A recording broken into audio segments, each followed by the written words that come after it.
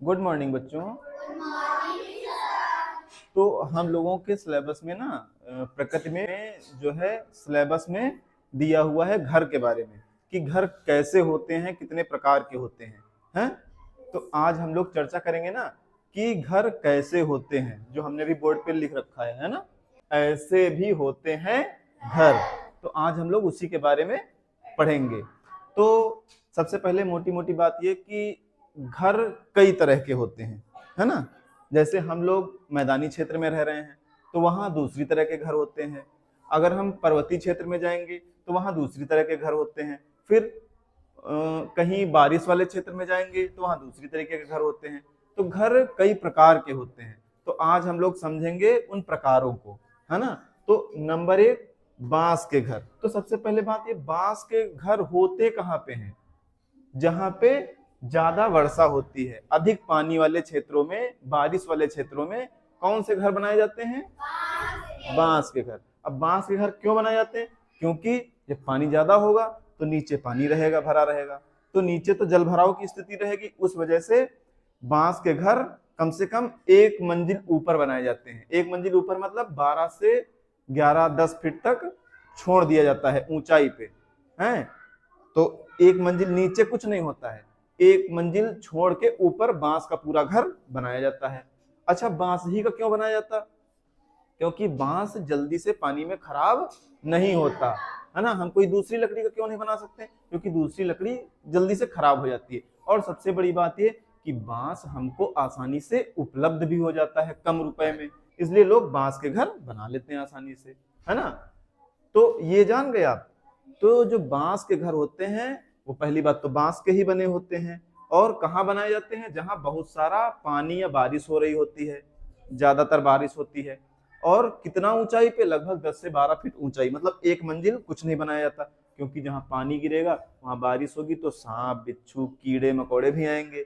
तो इसलिए लगभग 10-12 फीट ऊंचाई पे ये मकान बनाए जाते हैं, है ना। ठीक। अब दूसरा है बर्फ के मकान। एक तो आप समझ गए बांस के मकान, दूसरे बर्फ के भी मकान होते हैं, मतलब बर्फ के घर बनाए जाते हैं। अब ये बर्फ के घर कहाँ बनाए जाते होंगे बताओ? हाँ, जहां बर्फ ज्यादा गिरती होगी, बर्फीले क्षेत्रों में। तो ये बर्फ के मकान बर्फीली जगहों पे बनाए जाते हैं।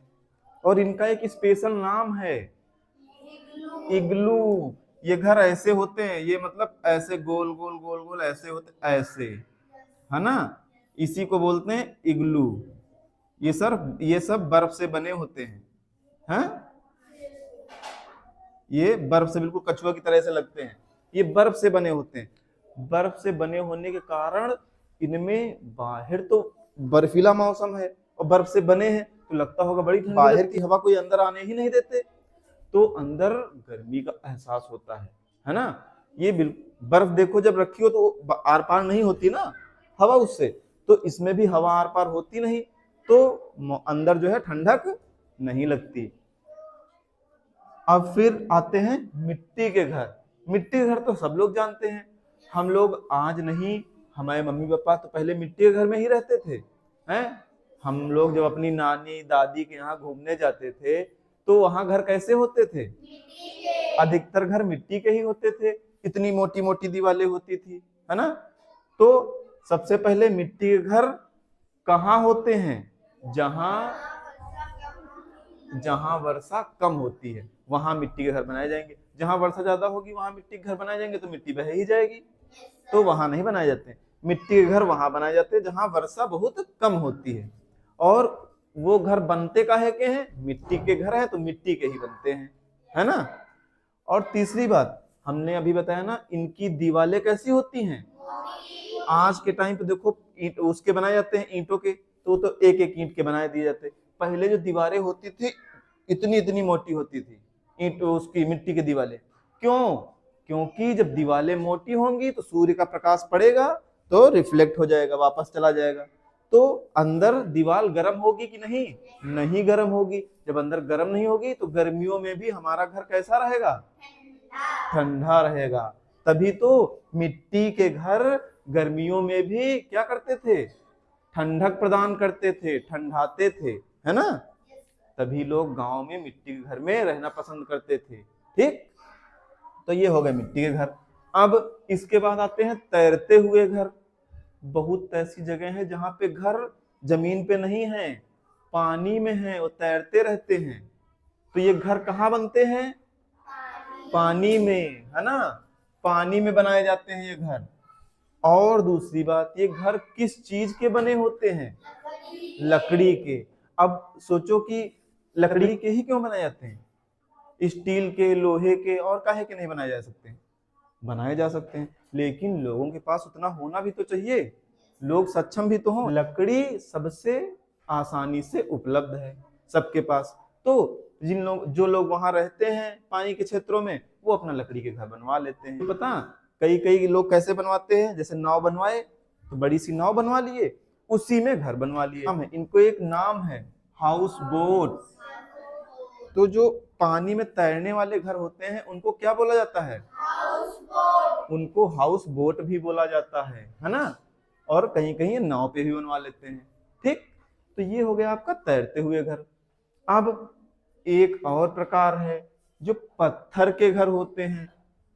तो आपने कहीं कहीं पत्थरों के घर देखे हैं कि नहीं? हम लोगों ने देखा है ना, टीवी में, किताबों में छपा होता है कि जो पर्वतीय क्षेत्र हैं वहां जो घर होते हैं वो काहे के बने होते हैं? पत्थरों के। अच्छा, पत्थरों के ही वहां के घर क्यों बने होते हैं? क्योंकि जो पर्वतीय क्षेत्र हैं वहां पत्थर आसानी से उपलब्ध होते हैं, तो वो लोग पत्थरों के ही घर बनाते हैं, है ना। बड़े बड़े पत्थर होते हैं, उन्हें चूने की सहायता से जोड़ के एक के ऊपर एक रख के पत्थरों के घर बना लेते हैं।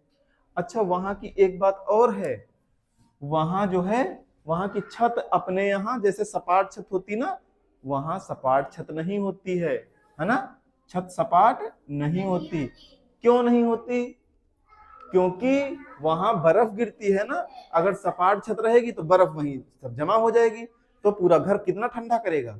तो इसलिए वहां की छत सपाट नहीं रखी जाती, बल्कि ढलवा ऐसे, ताकि बर्फ गिरे तो स्लिप हो जाए, बर्फ गिरे तो स्लिप हो जाए। तो वहां की छत सपाट नहीं बल्कि कैसी होती है? ढलवा होती है, ढालू होती है। उनमें क्या किया जाता है? चूने से पुताई भी कर दी जाती है। पुताई किस लिए? क्योंकि जब पत्थर से बनाते हैं तो उसमें कहीं ना कहीं दरारें रहेंगी कि नहीं, सांसें।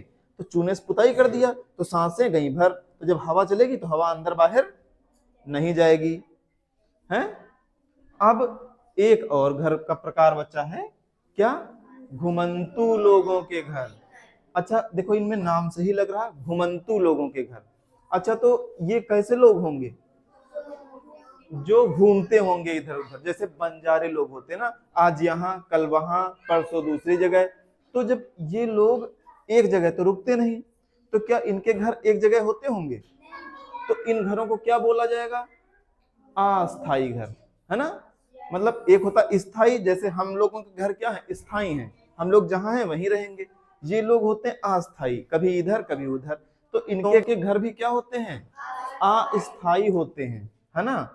क्योंकि ये लोग इधर उधर घूमते रहते हैं, आज इस जिले में, कल दूसरे जिले में, कल दूसरे जिले में, है ना।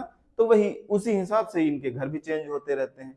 तो सबसे बड़ी बात, तो क्या ये लोग अपने घर पत्थर से बनाते हैं? पत्थर से बनाएंगे तो बड़ी दिक्कत है। क्या ये घर लकड़ी के बनाएंगे?